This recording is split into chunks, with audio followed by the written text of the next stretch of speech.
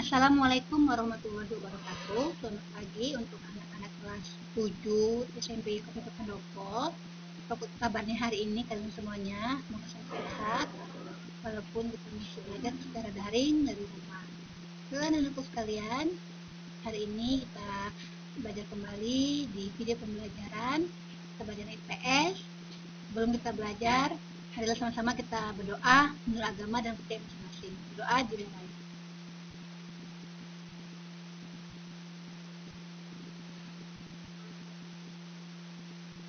Berdoa selesai.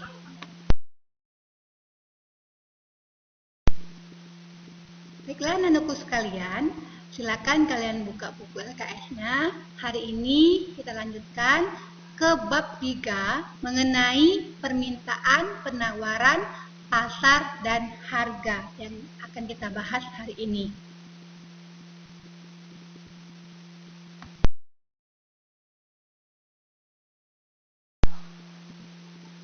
Pembahasan permintaan meliputi ada 3 bagian. Yang pertama itu mengenai pengertian permintaan, kedua pembagian permintaan, dan yang ketiga adalah hukum permintaan.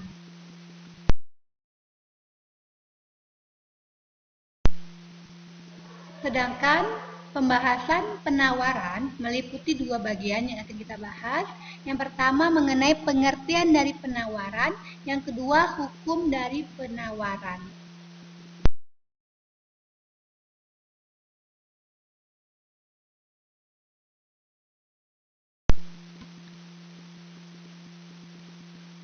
Yang pertama mengenai permintaan, yaitu pengertian dari permintaan sendiri adalah berbagai macam kebutuhan akan barang dan jasa yang ingin dibeli atau dibutuhkan oleh konsumen pada berbagai macam tingkat harga dalam periode waktu tertentu.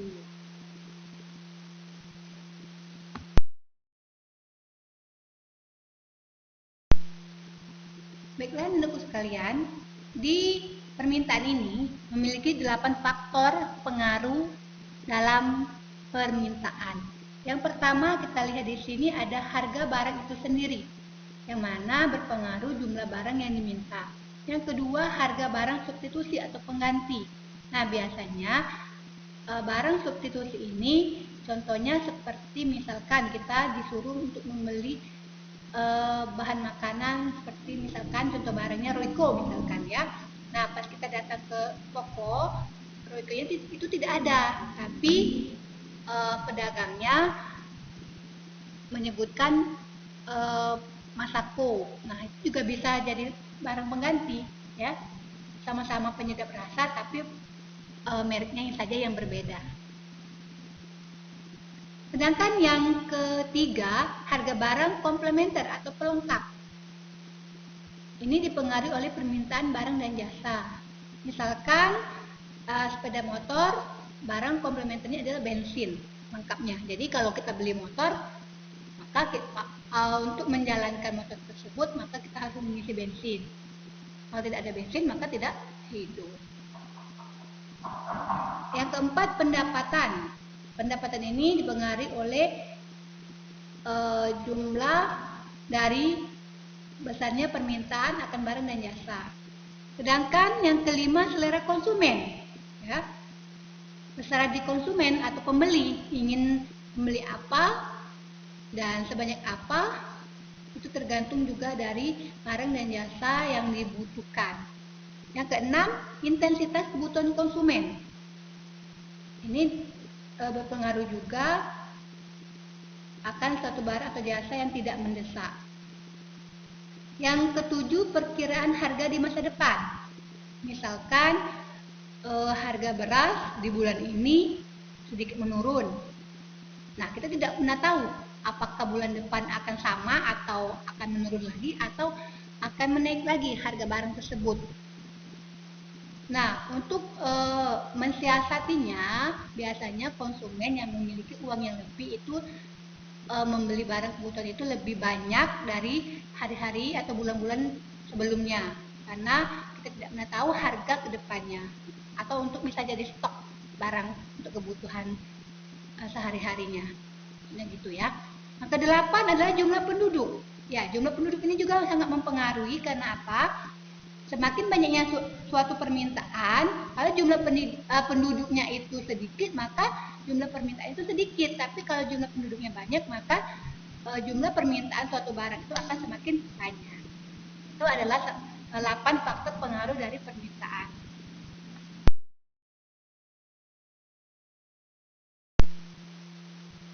Yang kedua adalah pembagian dari permintaan. Kalau tadi faktor, sekarang pembagian dari permintaan. Pembagian dari permintaan ini berdasarkan subjek konsumen itu ada dua. Yang pertama, permintaan individual. Yang kedua, pasar. Kalau individual, artinya kebutuhan dari setiap konsumen untuk membeli barang atau jasa pada tingkat harga tertentu dan pada waktu tertentu pula. Sedangkan permintaan pasar, artinya kebutuhan dari kebanyakan orang atau konsumen untuk membeli atau memperoleh barang dan jasa pada tingkat harga tertentu dan dalam waktu tertentu.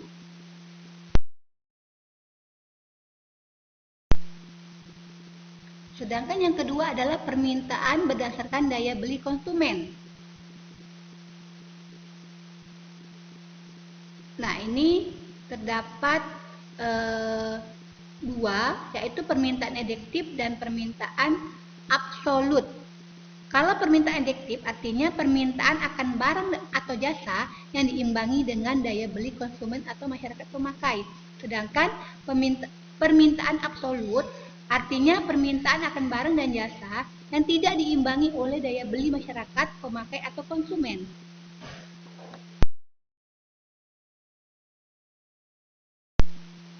Oke, selanjutnya yaitu mengenai macam-macam permintaan berdasarkan daya beli konsumen, yang mana terdiri dari 3 bagian. Yang pertama, pembeli super marginal. Yang kedua, pembeli marginal. Yang ketiga, pembeli submarginal.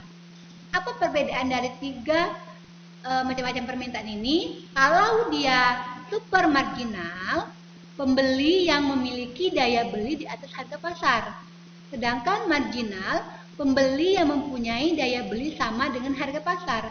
Yang ketiga, submarginal, pembeli yang mempunyai daya beli di bawah harga pasar.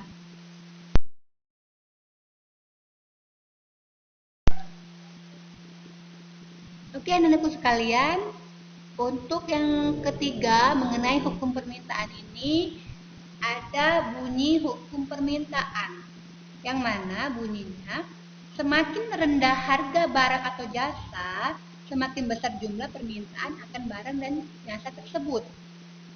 Sebaliknya, semakin tinggi harga suatu barang atau jasa, semakin kecil atau sedikit jumlah permintaan akan barang dan jasa tersebut. Jadi, hukum permintaan ini semakin rendah harga barang di pasar, maka permintaan dari konsumen itu semakin banyak.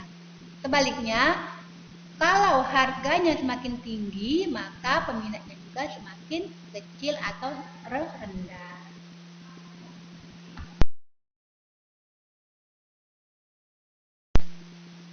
Oke, anak-anakku sekalian, di sini ada contoh kurva permintaan. Nah, di sini ada gambarnya. Anggaplah ini misalkan kita ambil harga suatu barang yang ada di pasar, yaitu harga buah duku misalkan. Yang lagi musim sekarang, yang mana kita lihat di sini harga per kilonya yang pertama yang A itu 5.000, yang B 4.000, yang C 3.000, yang D 2.000, yang E 1.000. Yang mana kalau 5.000 dia 10 kilo, yang diminta 4.000 20 kilo, yang 3.000 30 kilo, 2.000 40 kilo, sedangkan yang 1.000 50 kilo. Nah, kita perhatikan di sini kurvanya. Kalau dia di sebelah kiri ya, kalau kita melihat HP itu atau komputer itu sebelah kiri, itu kita lihat ada harga dari suatu barang itu atau buah duku ini ya. Sedangkan yang di bawah itu ada jumlah kilo atau kilo barang yang dibeli. Nah, jadi di sini kita lihat kalau dia harganya 5.000, maka permintaan yang diambil orang atau dibeli orang itu 10 kilo. Kita lihat di sini itu ada petunjuknya garis yang A, titik A hitam itu kelima kan. Kemudian kalau kita garis putus-putuskan 5 kilo itu ke yang A, kita turunkan ke 10 yang harga per kilonya itu. Sedangkan yang 4.000 kita lihat yang B, kita ambil garis putus-putus ya. Nah, dia pasti jatuhnya ke 20 kilo. Jadi kalau harganya 4.000 dibeli orang 20 kilo. Nah, kita lihat di sini yang ketiga 3.000 itu ada C, tanda panah itu. Kita putus-putuskan juga, kita sambungkan ke 30 kilo orang memintanya. Sedangkan yang 2.000 itu 40 kilo. Kita lihat di sini yang di bundaran hitam D. Sedangkan yang 1.000 50 kilo kita lihat yang E. Ya, kita garis putus-putus.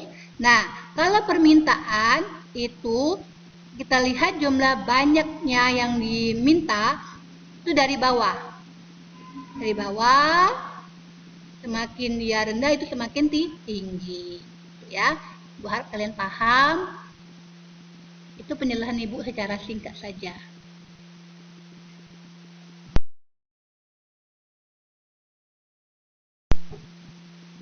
Oke, anak-anakku sekalian, ini ada petunjuk dari kurva yang Ibu jelaskan tadi ya. Ada 4 bagian. Yang pertama kita lihat di sini, apabila permintaan bertambah sedangkan barang yang tersedia tetap, maka harga naik. Yang kedua, apabila permintaan berkurang sedangkan jumlah barang tetap, maka harga akan turun. Yang ketiga, apabila harga naik sedangkan penghasilan konsumen tetap, maka permintaan akan berkurang. Yang keempat, apabila harga turun sedangkan penghasilan konsumen tetap, maka permintaan akan bertambah.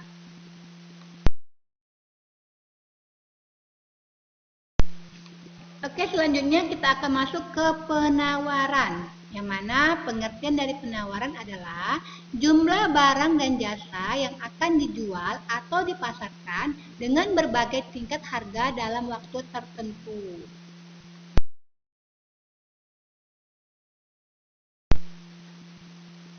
Faktor-faktor dari penawaran ini ada 5 bagian. Yang pertama mengenai biaya produksi, yang kedua kemajuan teknologi, yang ketiga harga barang lainnya atau barang pengganti, yang keempat pajak, yang kelima perkiraan harga ke depan.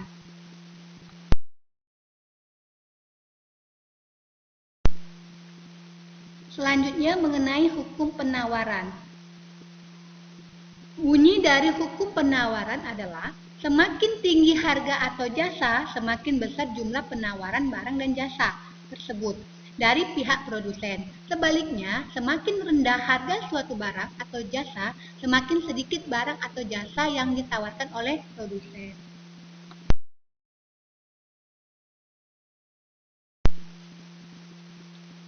Nah, anak-anakku sekalian, ini ada contoh dari kurva penawaran. Di sini tabel daftar penjualan jeruk Pak Heri ya. Ini kita lihat di sini, ini perbedaannya dengan permintaan tadi itu sedikit terbalik ya. Kalau kalian lihat di kurva permintaan, nah kalau di sini harga jeruknya kita lihat ada 4.500, penjualannya 50 kilo. 4.750 itu 60 kilo, 5.070, 5.250 itu 80 kilo, 5.560 kilo, 5.750 itu 100 kilo, sedangkan 6.000 itu 110 kilo. Jadi semakin mahal maka semakin banyak penawarannya. Semakin kecil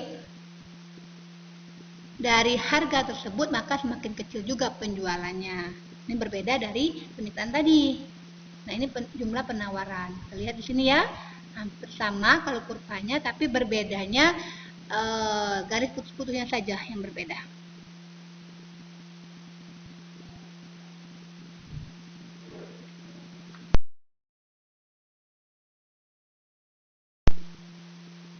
Oke anak-anakku sekalian, selanjutnya kita akan bahas mengenai pasar. Siapa sih yang tidak tahu pasar? Ibu yakin kalian semuanya tahu tentang pasar. Kalian juga udah pernah ke pasar, ikut orang tua kalian atau kalian sendiri. Ya, baik itu pasar tradisional, pasar mingguan, pasar bulanan, pasar memang sudah modern, supermarket, mall, ya, swalayan. Ibu yakin kalian sudah pernah ke pasar. Sebenarnya dalam arti luas kalian juga sudah tahu apa itu pasar. Pastinya intinya adalah tempat jual beli. Nah, di sini akan Ibu jelaskan atau Ibu akan memberikan pengertian dari pasar. Ya, apalagi orang Pali di sini sudah ada 2 pasar. Yang pertama pasar lama, yang kedua pasar baru kita. Walaupun penjual pembelinya masih relatif sedikit. Teman-teman anak-anakku sekalian, pengertian dari pasar adalah suatu tempat di mana para penjual dan pembeli dapat bertemu untuk melakukan jual beli barang. Ya, pada intinya ada penjual dan ada pembeli. Kalau hanya ada penjual saja, maka barangnya banyak busuk, ya, tidak laku. Kalau cuma ada pembeli saja, nak beli apa, Mbak? Pembeli itu, konsumen itu, ya, kalau tidak ada penjualnya. Jadi keduanya ini saling membutuhkan, saling memerlukan. Yang pembeli pengen beli jualan penjual, penjual juga ingin menjualkan barang untuk mendapatkan uang atau untuk kebutuhan hidup mereka. Kemudian di sini kita lihat juga penjual menawarkan barang dagangannya dengan harapan dapat laku terjual dan memperoleh uang sebagai gantinya. Pastinya ya, kalau kita ingin jualan pasti pengen dapat uang. Sedangkan para konsumen yang pembeli akan datang ke pasar untuk berbelanja dengan membawa uang untuk membayar sejumlah barang yang dibeli. Iyalah, kalau kita beli tak ada duitnya, ya istilahnya itu tidak mungkin dikasih oleh penjualnya. Kecuali kalau misalkan beli barang banyak, kemudian dapat bonus, itu tidak apa ya, tidak masalah ya. Itu mengenai pengertian dari pasar.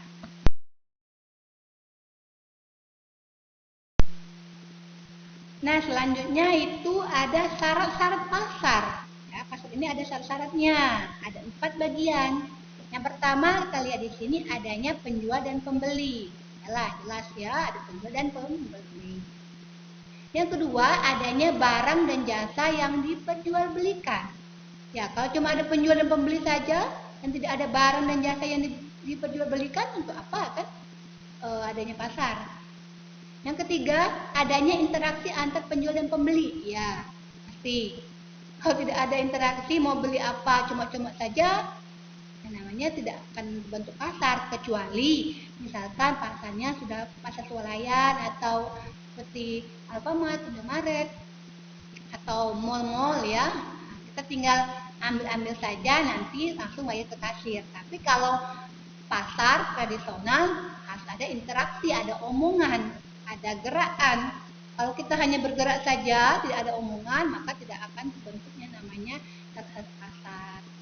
Dan keempat, adanya media atau tempat untuk interaksi penjual dan pembeli. Ya. Sekarang ini lagi hitnya itu online ya, beli. Misalkan dari Shopee, dari Lazada, dari apapun itu, ini menggunakan media sosial berjualan. Tidak apa ya, dari Facebook juga, dari WA, dari Instagram. Ini biasanya yang memang jualannya memang masih terjangkau. Kalau sudah pakai Shopee, Lazada itu biasanya barang-barang yang memang tahan lama. Kalau sayur rumahan ya, masakan rumahan biasanya itu dari Facebook saja dan hanya di daerah-daerah terdekat saja.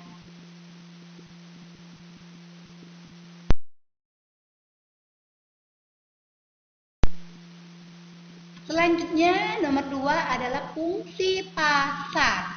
Fungsi pasar ini ada 3 bagian pembahasannya. Yang pertama sebagai sarana distribusi. jasa ya. Yang kedua, pasar sebagai pembentuk harga. Yang ketiga, pasar sebagai sarana promosi. Yang ketiga, fungsi pasar.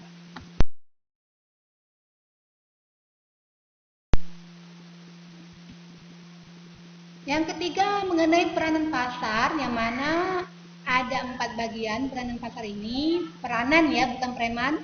Yang pertama, peranan pasar bagi produsen yang menyediakan barang. Yang kedua, yang menerima barang, konsumen. Kemudian perannya sebagai pembangunan. Yang keempat, bagi sumber daya manusia.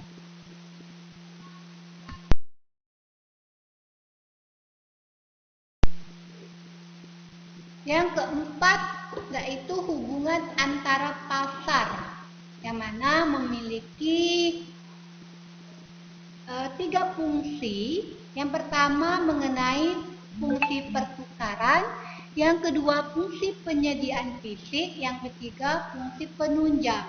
Kalau dia fungsi pertukaran, yang mana orang-orang yang menjual barang di pasar akan berperan sebagai pedagang sekaligus penyalur barang ke konsumen.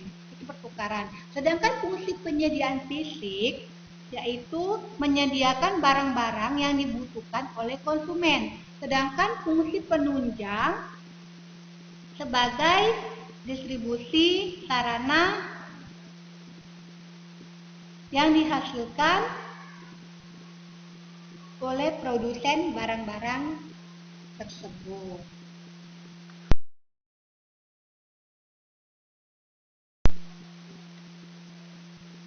Baiklah anak-anakku sekalian, ini adalah tugas yang akan kalian kumpulkan untuk video hari ini. Ibu rasa sudah sangat jelas tulisan ibu ini.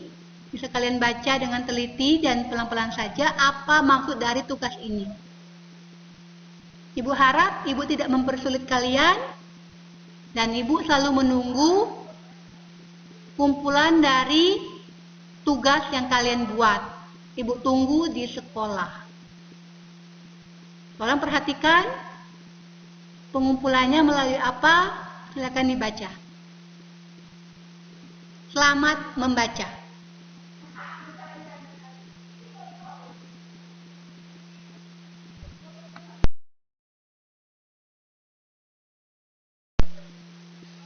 Oke, demikianlah penjelasan video pelajaran hari ini, materi kita hari ini untuk pertemuan hari ini. Semoga kita bisa bertemu lagi di pertemuan selanjutnya di mata pelajaran IPS bersama Ibu Jessi. Semoga kalian selalu semangat dan jangan lupa kumpulkan tugasnya. Semoga kita selalu sehat dan tetap semangat. Dan terima kasih sudah menonton video ini. Jangan lupa untuk like, comment, dan subscribe-nya. Dan juga tugasnya pastinya. Bu akhiri. Wassalamualaikum warahmatullahi wabarakatuh. Sampai jumpa di lain waktu. Dadah, bye-bye.